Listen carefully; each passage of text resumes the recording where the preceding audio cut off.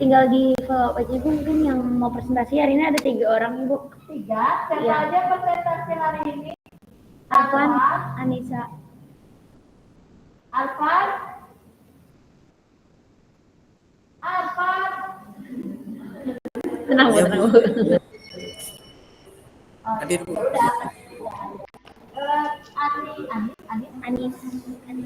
Anissa. Mana Anissa? Kayaknya Anis Bu. Anis sama Anissa.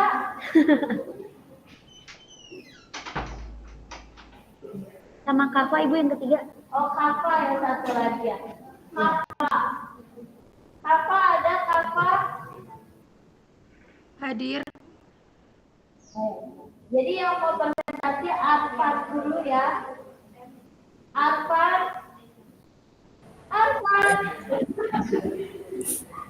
Oh, silakan ya ini ya slide-nya. Oh, Arfan coba kameranya dinyalakan dulu.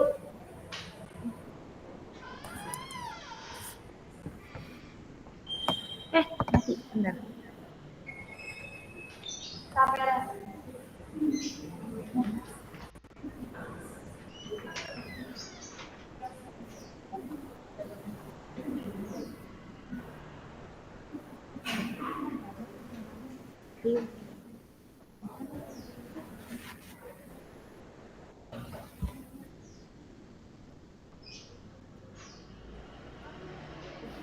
Arfan.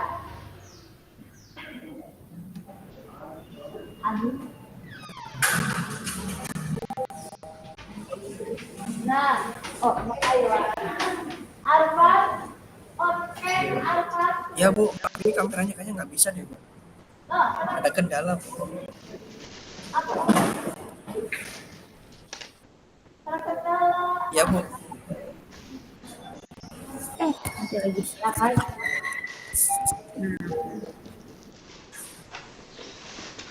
Ya udah kalau gitu tampilkan slide-nya. Kita kan perlu tahu wajah Arfan seperti apa.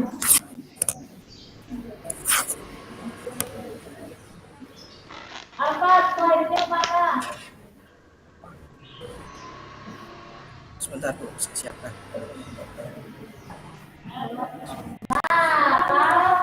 Halo Arfan.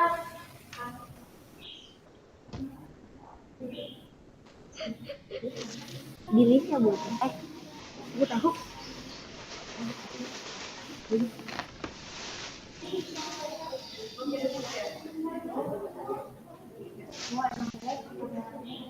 Sinyalnya Bu kayaknya.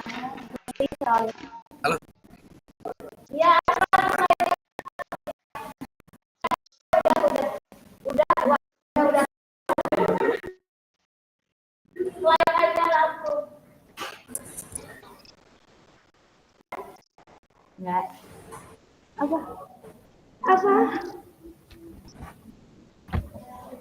Maaf. Belajar dua lihat. Ya, Arfan, slide-nya.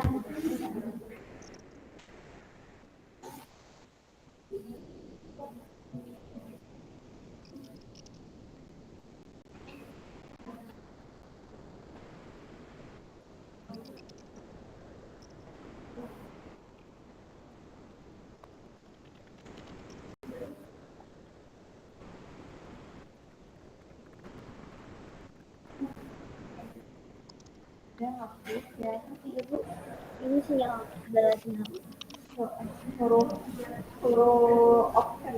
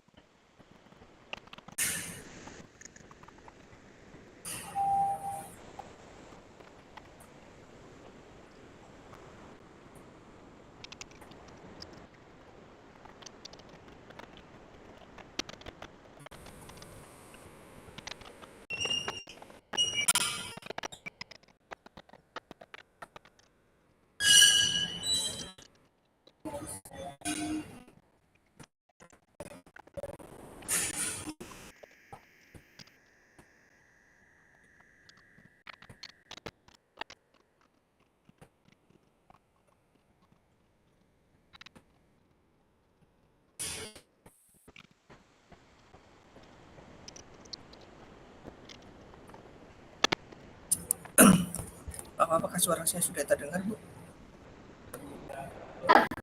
Dengar. Baik. Bisa langsung dimulai ya.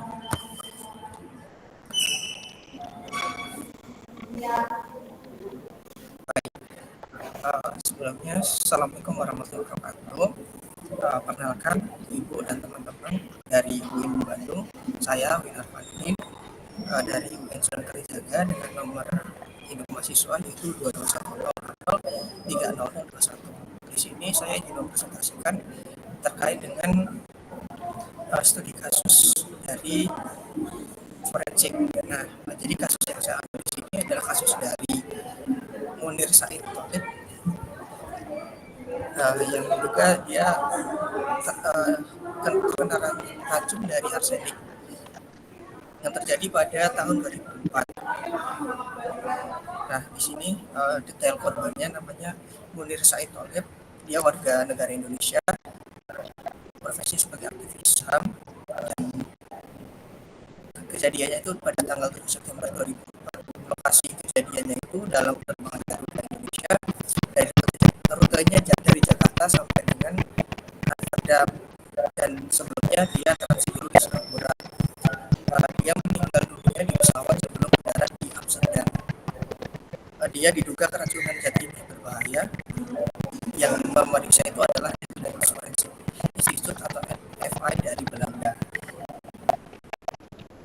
Nah, kronologinya itu Munir ini dia naik pesawat Garuda Indonesia menuju Amsterdam untuk melanjutkan studi.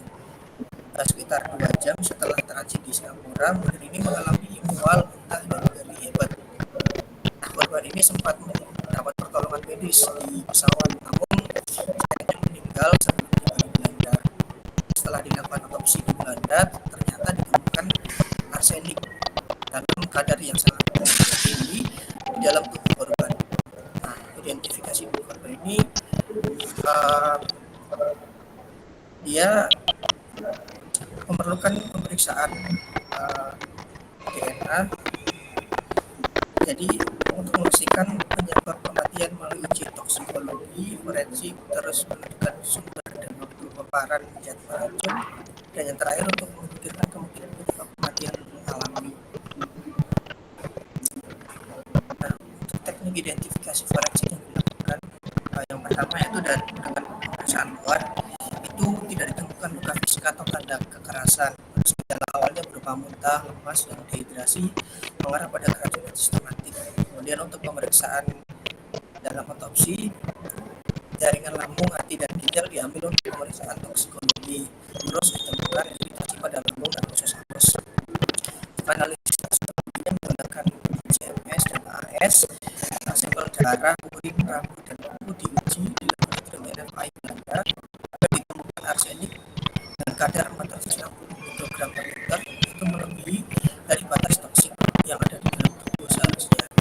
Terus analisis jaringan postmortem, itu penumpukan arsenik di hati dan ginjal menunjukkan paparan akut atau dosis besar dalam waktu yang sangat singkat. Nah, hasil dari otopsi forensiknya ini menyatakan bahwa penyebabnya itu penyebab kematiannya itu yaitu keracunan akut akibat arsenik, dengan teman utamanya yaitu tadi iritasi parah di saluran pencernaan, terus pendarahan mikro di hati dan ginjal, kemudian konsentrasi arsenik yang tinggi pada cairan. Kemudian untuk implementasi dari biokimia ini, arsenik itu akan menghambat kerja enzim piruvat dehidrogenase dan sitokrom sinase yang akan membuat sel tidak bisa menghasilkan ATP. Kemudian kematian sel ini akibat usia. Untuk analisis hasil post mortemnya, pola distribusi arsenik menunjukkan racun diberikan sesaat sebelum atau selama penerbangan. Analisis rambut menunjukkan tidak ada paparan kronis sebelumnya, memperkuat bukti racun ini diberikan secara sengaja. Kemudian pemeriksaan forensik internasional memperkuat kesimpulan bahwa kematian adalah akibat pembunuhan melalui peracunan arsenik. Nah, ternyata dari analisis yang telah dilakukan itu tersangkanya adalah Polikarpus dari Prianto yang merupakan pilot dari Indonesia dengan modus untuk melakukan racun arsenik dalam minuman saat pilot awal penerbangan dengan motifnya itu karena tidak sama dengan visa intelijen bukan aktivis sekitar terhadap pemerintah saat itu. Dan terkait yang yaitu ada pasal atas KUHP tentang pembunuhan berencana, terus pasal 338 KUHP tentang pembunuhan, dan pasal 359 KUHP tentang kelalaian yang menyebabkan kematian orang lain. Kemudian untuk putusan pengadilan, pilot itu bersalah atas perbuatan pembunuhan berencana dan divonis 14 tahun penjara dan sempat bebas bersyarat, kemudian meninggal pada tahun. Kesimpulannya yaitu kematian Petrus ini disebabkan oleh keracunan akut arsenik. Analisis forensik melibatkan autopsi organ, toksikologi darah dan jaringan, serta analisis kimia berat. Nah, kasus ini menunjukkan pentingnya kolaborasi antara kedokteran forensik dan biokimia forensik. Kemudian untuk referensi beritanya saya ambil dari dua situs resmi dan juga ada surat yang berhubungan dengan kematian bunda. Sekian presentasi dari saya. Terima kasih.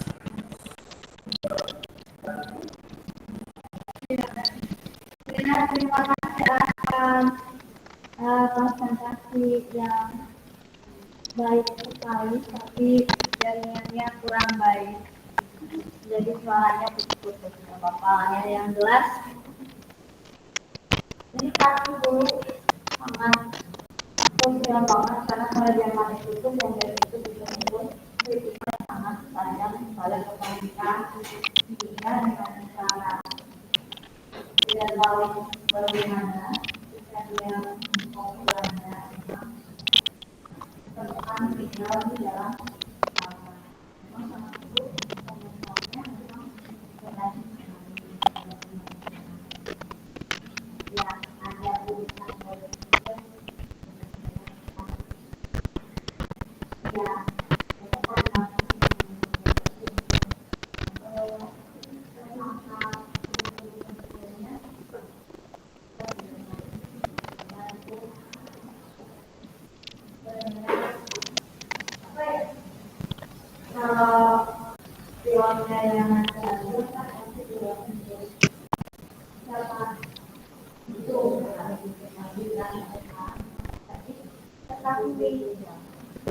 Terima kasih ya, pertanyaannya apa? Satu orang lagi, apa? Apa ya, bener ya?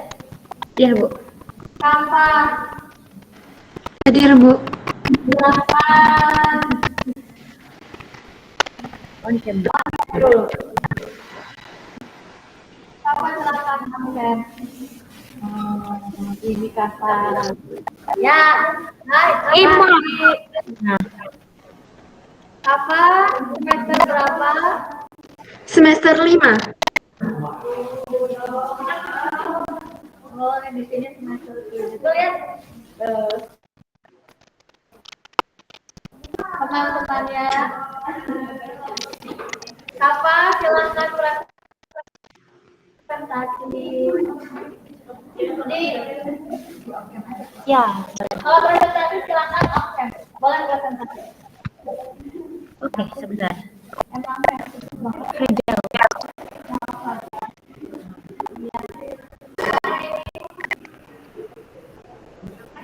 Ah,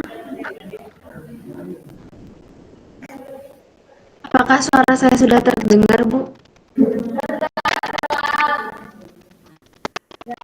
Ya. Langsung saya mulai. Assalamualaikum warahmatullahi wabarakatuh.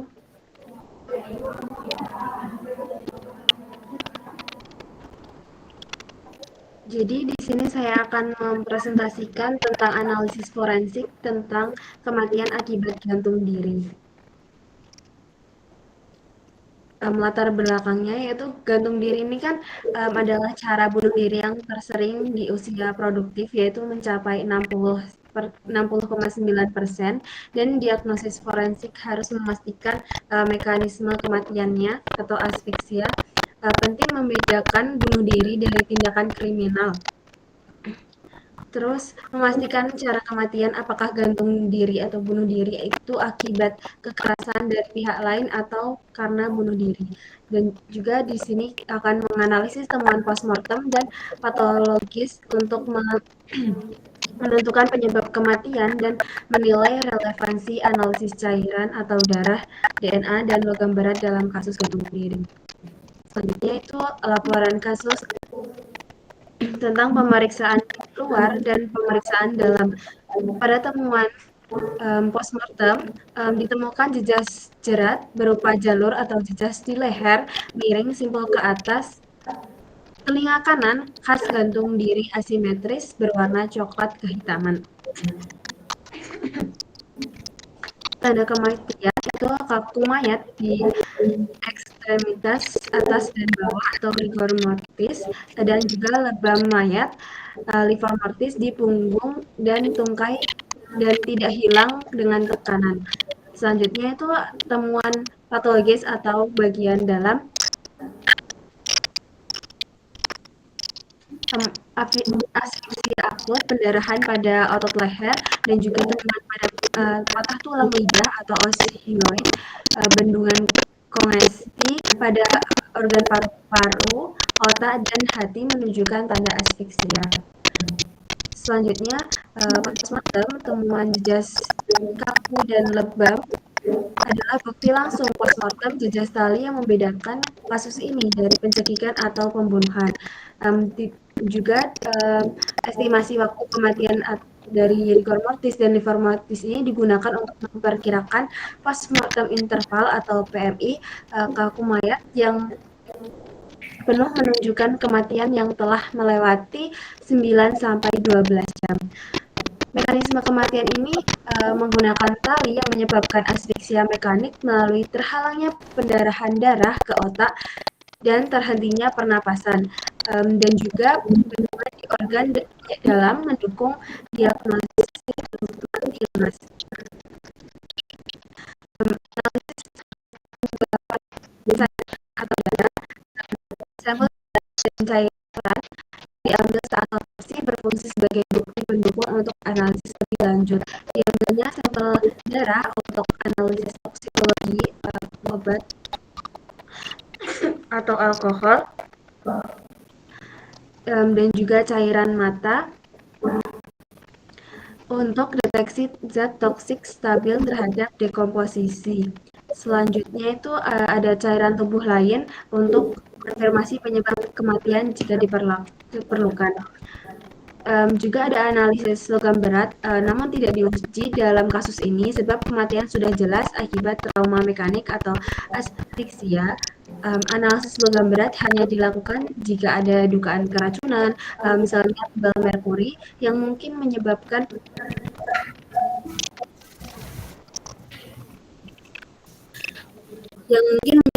korban kehilangan kesadaran sebelum gantung diri. Selanjutnya, kapasitas DNA ini tidak diperlukan dalam kasus ini karena identitas korban sudah diketahui dan juga secara kematian diasumsikan bunuh diri karena tidak ada perlawanan atau keterlibatan pihak ketiga. Terus kapan DNA itu penting? Jika ada dugaan pembunuhan yang disamarkan, DNA dapat dicari dan di simpul tali atau terbawa tubuh korban untuk mengidentifikasi pelaku. Yang terakhir itu kesimpulan, kematian korban disebabkan oleh asfiksia akibat gantung diri, temuan postmortem pada leher atau jejak tali khas dengan simpul asimetris dan organ dalam, bendungan, pendarahan otot leher, dan patah osteoid bersifat konklusif dan konsisten dengan mekanisme bunuh diri melalui gantung diri.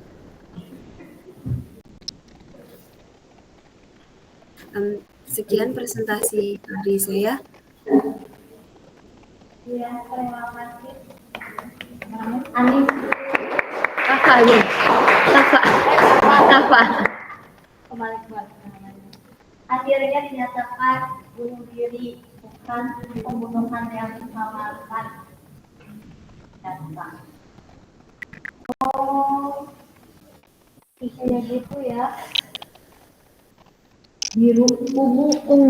Berarti dia talinya tali yang tipis. Tapi aja tambang tipis ya. Semuanya talinya yang kecil. Iya. Oh, jadi kalau ada penumpang kayak gitu berarti Bukan. yang terbangnya kecil. Iya. Terima kasih ya, Kakak.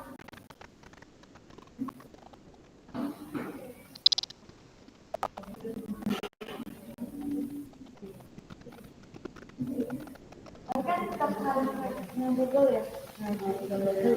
Gimit. Iya.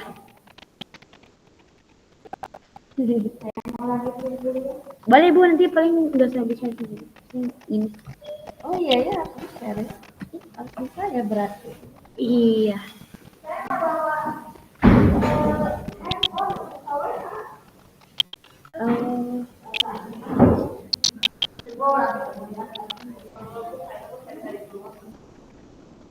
Belum apa?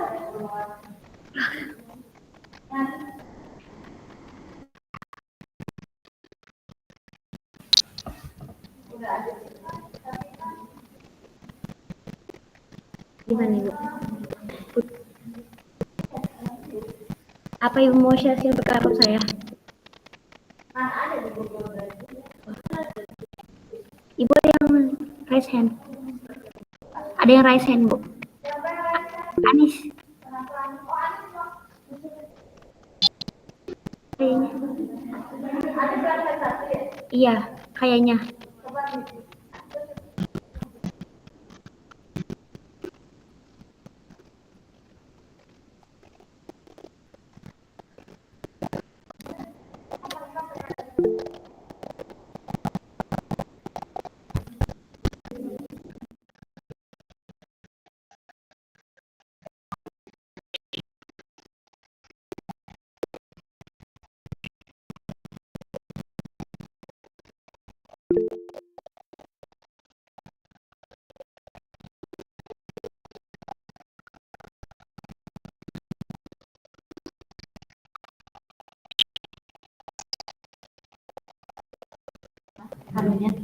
Oke, boleh di ini aja, di share aja.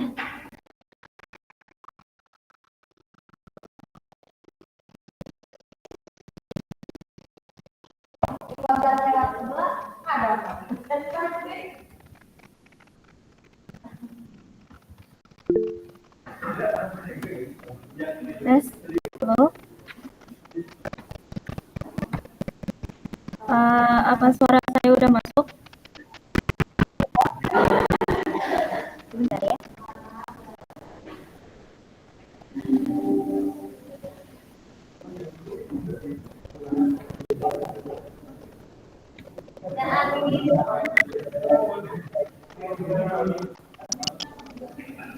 Tes. Ya, Suara saya bisa terdengar dengan jelas tidak Ibu dan teman-teman? soundnya.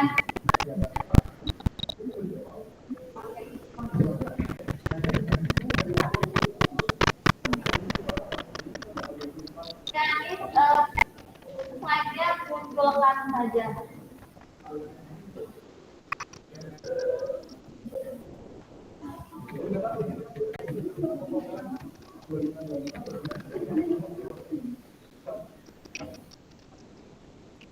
Saya izin share screen sekarang ya.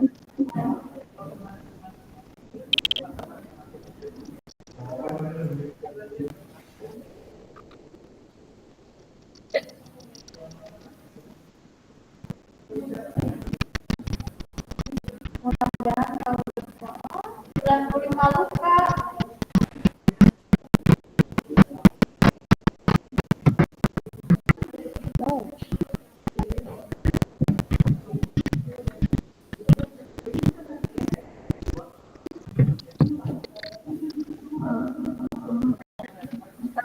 Sebelumnya, Assalamualaikum warahmatullahi wabarakatuh. Waalaikumsalam warahmatullahi wabarakatuh. Jadi di sini saya akan mempresentasikan tentang analisis kasus 95 luka di mana korbannya itu mengalami tusukan sebanyak 95 kali.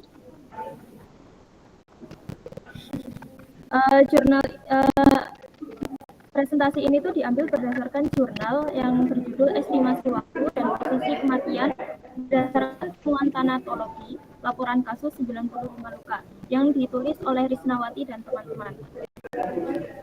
Sebelumnya saya ingin menjelaskan terlebih dahulu, maaf tidak terdapat di PPT, bahwa di sini saya akan fokus kepada pemeriksaan luar jenazah, yang dimana pemeriksaan luar jenazah adalah pemeriksaan menyeluruh pada tubuh seseorang yang mencakup semua bagian yang terlihat, tercium, teraba, serta benda-benda yang terkait dengan jenazah.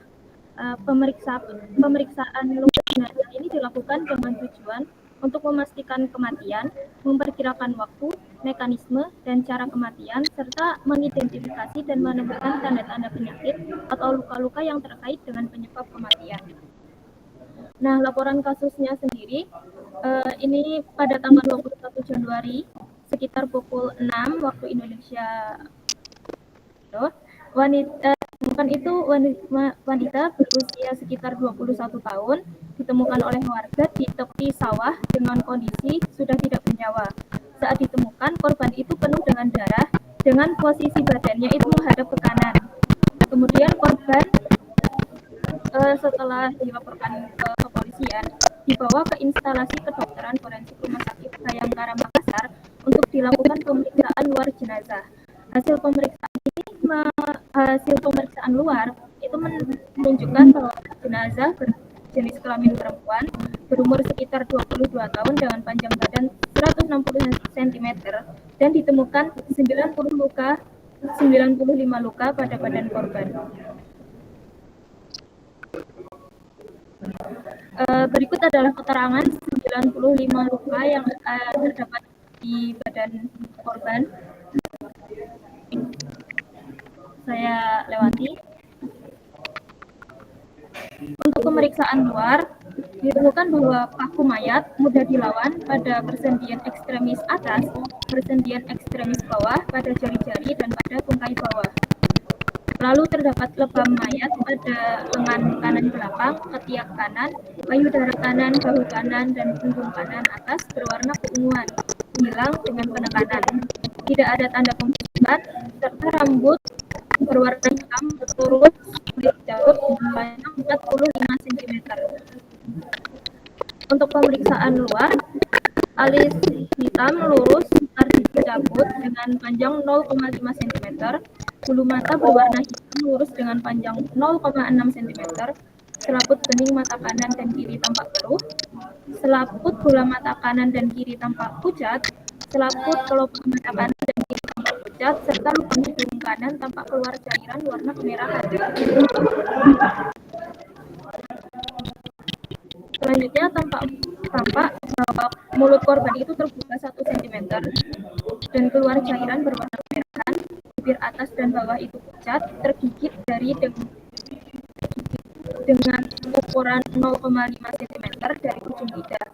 Gigi ke gigi atas terpasang kawat gigi, terdapat cairan berwarna keputihan yang keluar di liang vagina, tidak ada pelepasan feses pada anus.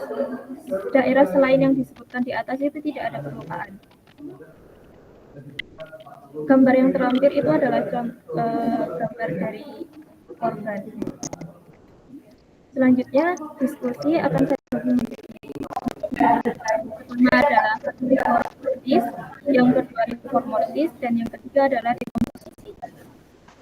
Yang pertama, pengertian terlebih dahulu, reform mortis adalah kekakuan otot setelah kematian akibat penurunan ATP yang menghambat pemisahan aktin dan miosin.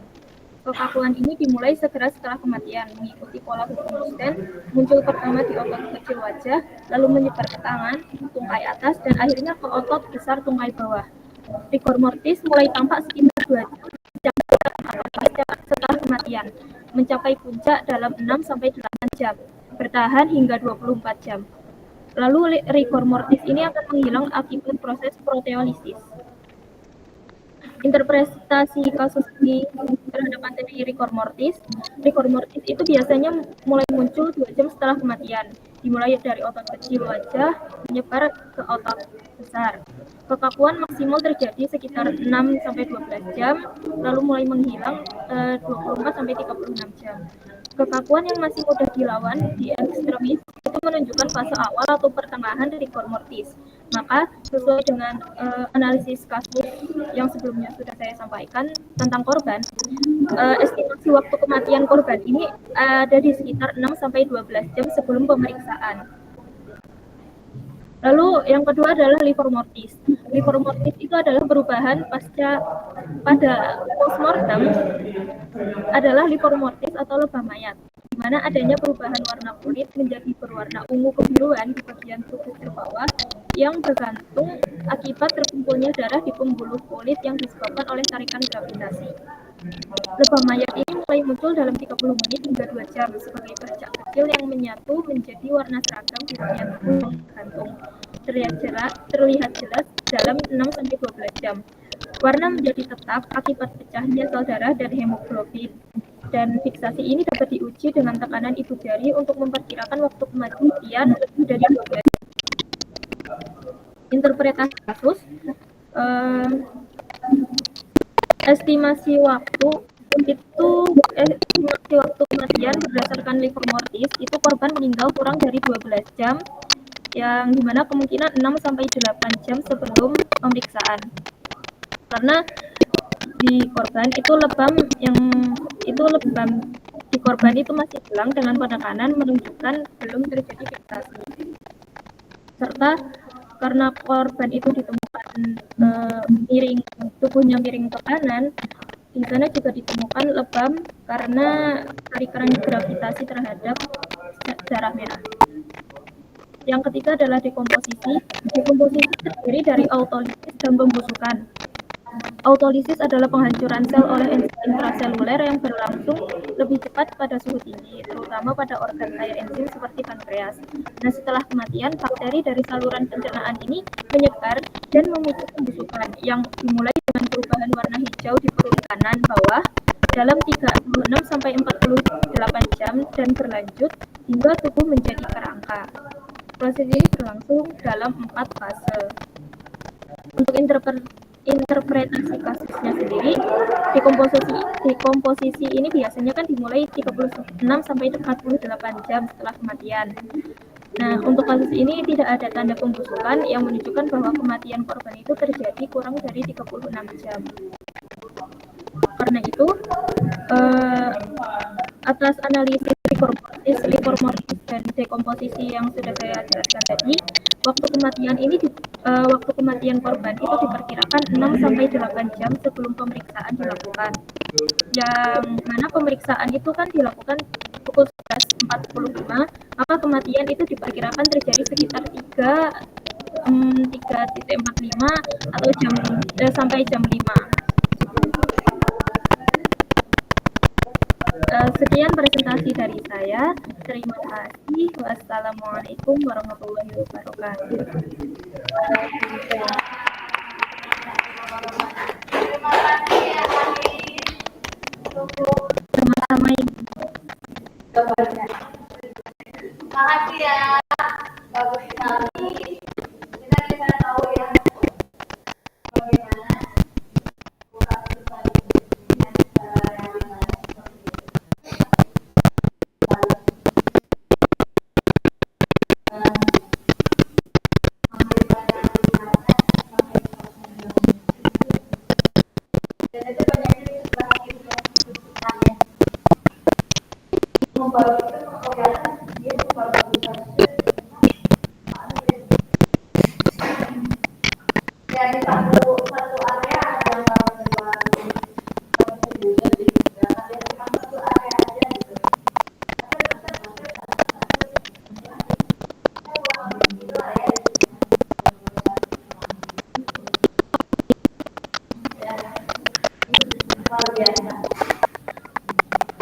Luar biasa mengerikan. Itu teman-teman yang jelaskan saya. Jadi saya jadi ingat sama kalian semua kalau itu yang perempuan nasihat. Bukan nasihat gue, itu buatan kalian ya? Iya. Buatan gue. Betul. Kalian yang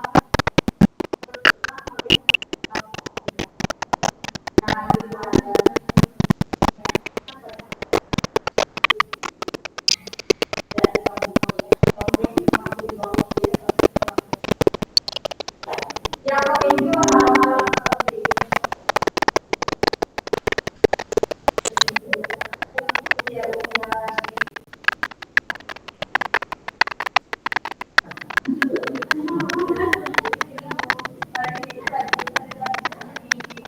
bagus-bagusnya ya.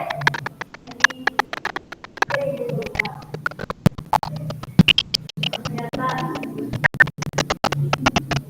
sangat disayangkan kalau sampai seperti itu. Tidak harus saya Allah itunya kan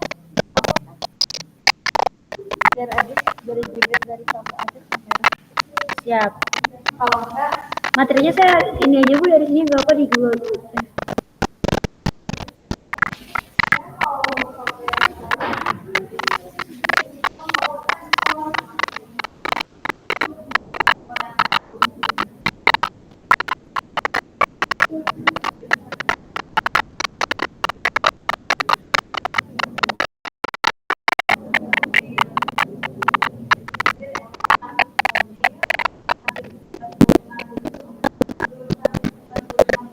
Betul diri.